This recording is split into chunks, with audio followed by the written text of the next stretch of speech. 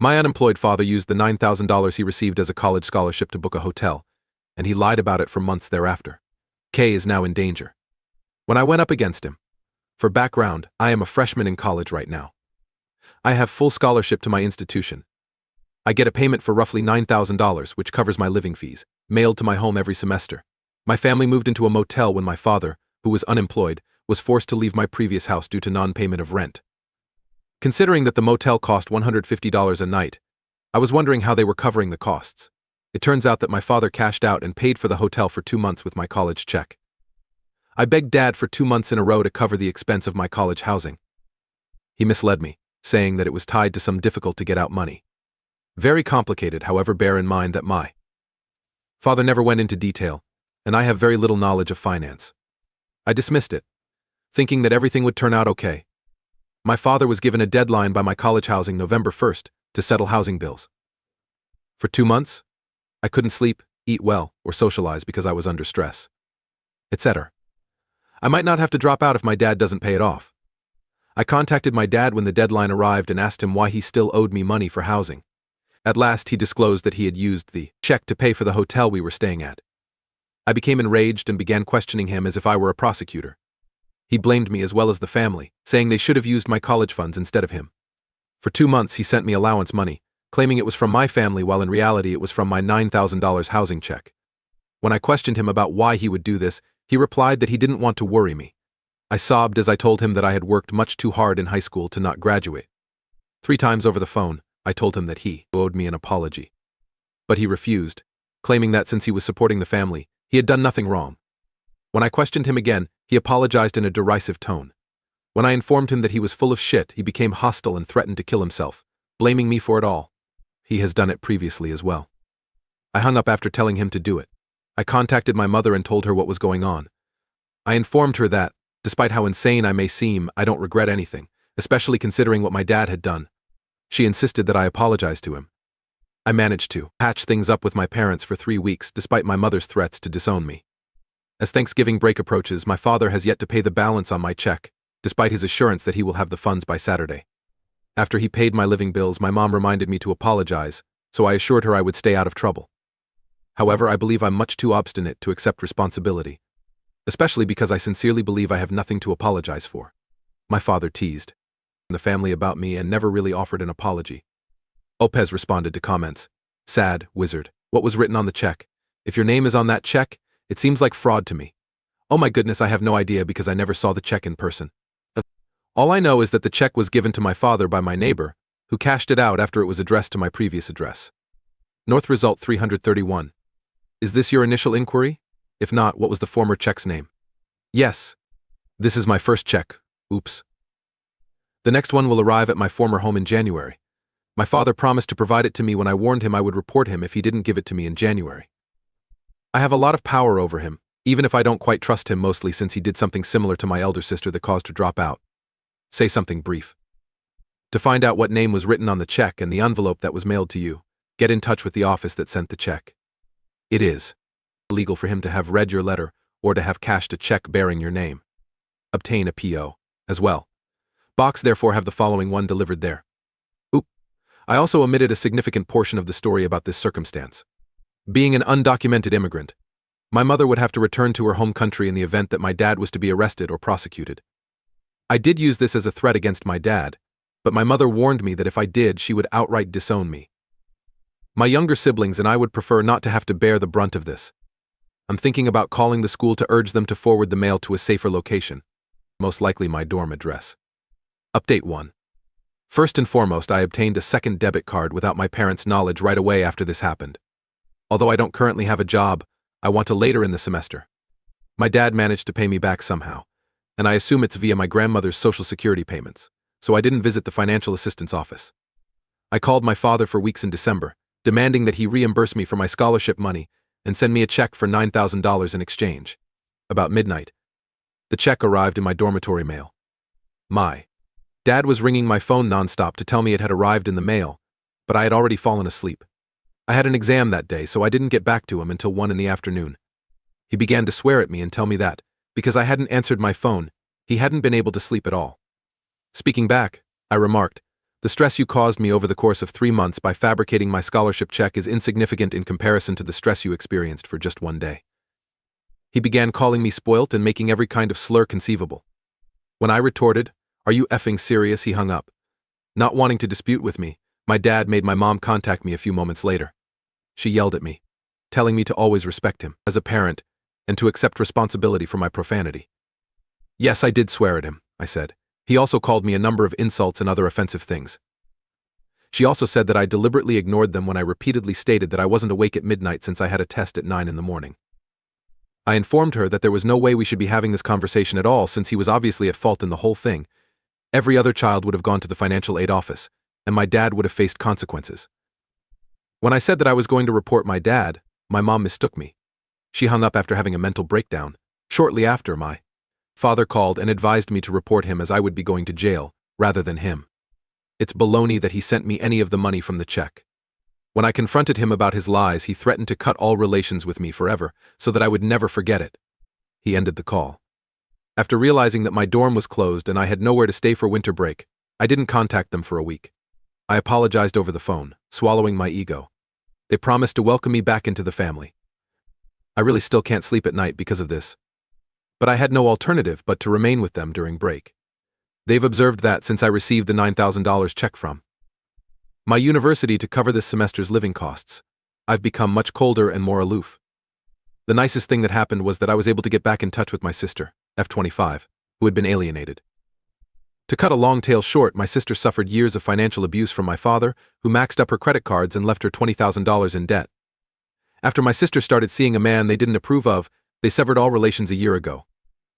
They portrayed her as the villain, accusing me of betraying them by prioritizing her lover above the whole family, even while I was on good terms with them.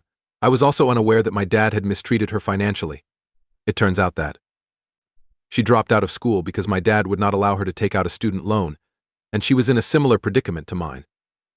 Even though she's not financially stable, my sister told me that she was genuinely happy that she broke off her relationship with them since it means she's now financially independent. We're closer than we've ever been, and I think of her as a support system. I'm really struggling mentally. Normally I'm stoic, but because my family was everything to me, this is emotionally taxing me. I always knew my father was crazy before I went to college, but I had to ride it out with my mother. I filled her in on everything. I supported her while she dealt with marital issues. She filled me in on everything. It is also tragic that she chose to put her violent, jobless father with whom she had always expressed her desire for a divorce beside her daughter. She still thinks of me as her go-to-comfort provider. She also said that she wanted me to behave in the same manner as previously. During break, I informed her that my faith in her would never return, regardless of her actions. And I never anticipated my father to use my check, with all his shortcomings. He told me he wanted me to live the life he never had, and placed a great deal of importance on education, and it depresses me to know that he would forgo my schooling in order to afford a luxury $150 hotel. I still chat to a few individuals. But lately I've been really alone, my grades are dropping, and I haven't been eating or sleeping well. Perhaps this ought to serve as a wake-up call for me, but I'm at the point where I don't give a damn anymore. Thankfully, I don't do drugs, but yet, I feel like my life is running on autopilot. Mayo. Finishing your education is the finest thing you can do for yourself. Maintain your attention on your studies and do your hardest. Establish a friendship and stay in touch with your sister. Consult a counselor at your school as well. They can assist you in resolving family matters. An old afternoon, 2459. Secure your credit. Obtain a PO container. Verify that you possess your legal documentation. 3670 Melissa. The state where you were born may obtain a copy of your birth certificate. You can obtain a PO if you have it plus a license. To obtain your social security card, you can visit the office. If my father provides me my legal paperwork, then update no. 2 months ago, my dad took money from my college scholarship. I'm not giving him any money at all now. I may or may not have told you in 2 postings from a few months back that my father had spent all of my college funds. I also wish to dispel certain misunderstandings regarding the posts. My dad doesn't want my mother to have a green card, therefore even though they are spiritually married through the Catholic Church in another nation, they were never officially wed. Indeed, in certain universities such as mine, the flawed American educational system continues to rely on checks, but the majority of individuals utilize direct deposit. I'm happy to report that he no longer has access to my money, and we no longer communicate much.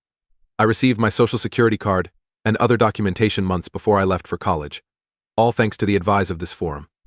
I also succeeded in landing my first job. I cut ties with my parents and gave them a lot of space as I thought back on what they had done. When I eventually stood my ground and refused to give them money, they also became less close to me. They said that I was conceited, and my father had threatened to kill himself if I didn't support him. This time I informed him that was a decision he would make and that I couldn't hold myself accountable for it, rather than asking him to stop talking to himself. I came to the realization that nothing I do will make them change. They are too emotionally stunted to recognize the shortcomings of their suicide threats and weaponization of self-pity, but they will always be the kind of individuals that take advantage of others financially. I grieved for the parents I never had for a long time, because of how deformed their mentality is. They're individuals, but they were never intended to be parents. There are occasionally persons who are similar to them.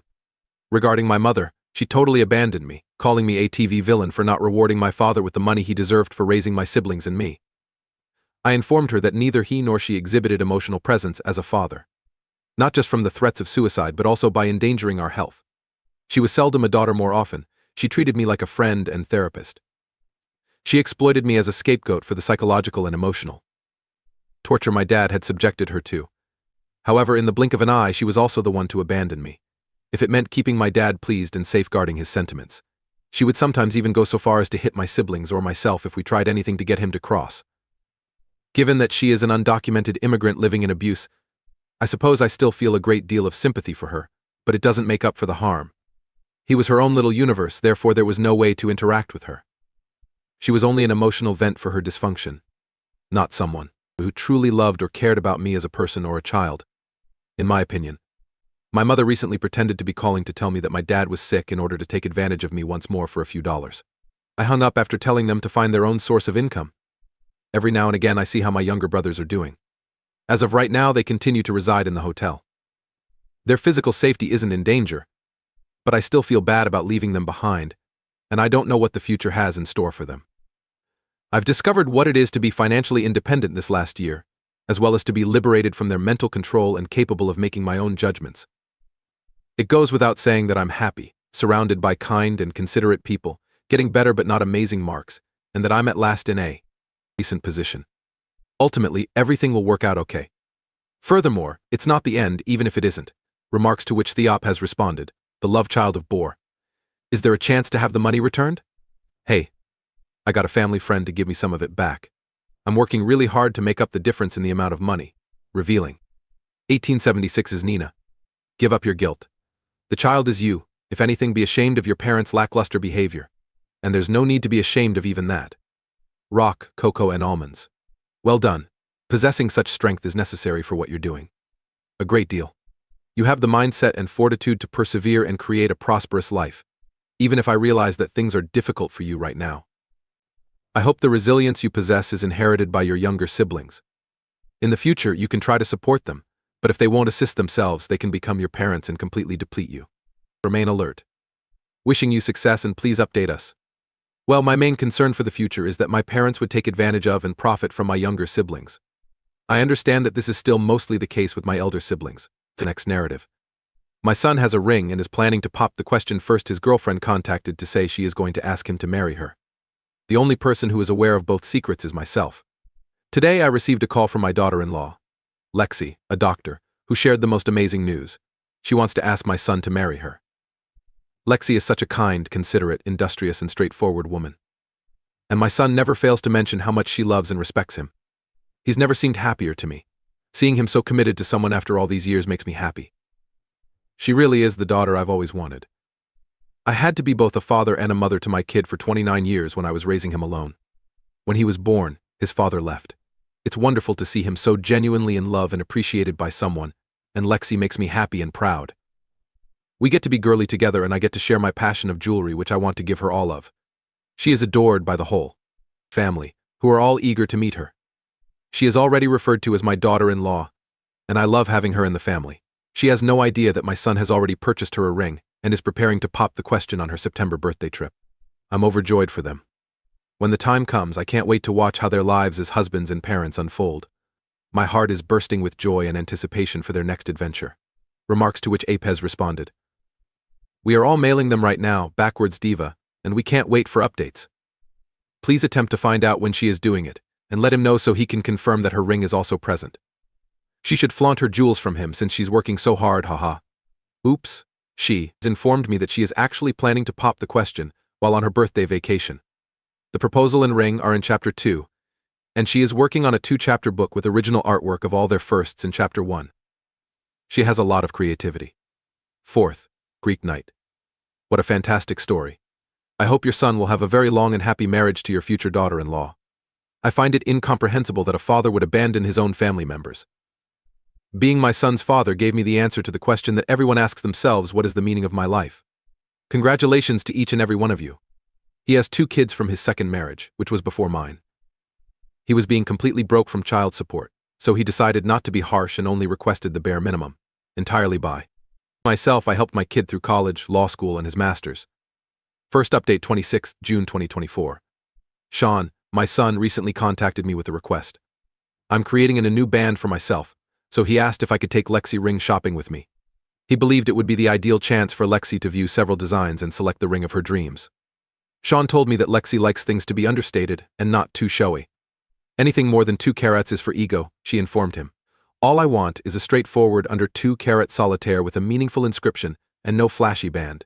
Lexi has distinct tastes, even if Sean, a prosperous environmental lawyer, wanted to spoil her with something elegant and pricey. A little background: Lexi supported Sean without complaining when they were courting, and he was having trouble getting a major legal firm. She would constantly tell him to follow suit. If you had your huge career and I was in my residency, all we need to do is wait patiently. Eventually, we'll laugh about it at our wedding.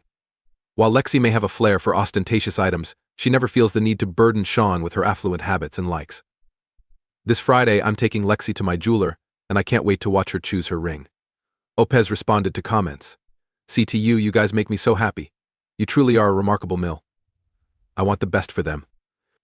If they decide to have children, I'm sure they'll be wonderful parents. Haha, that's a funny story.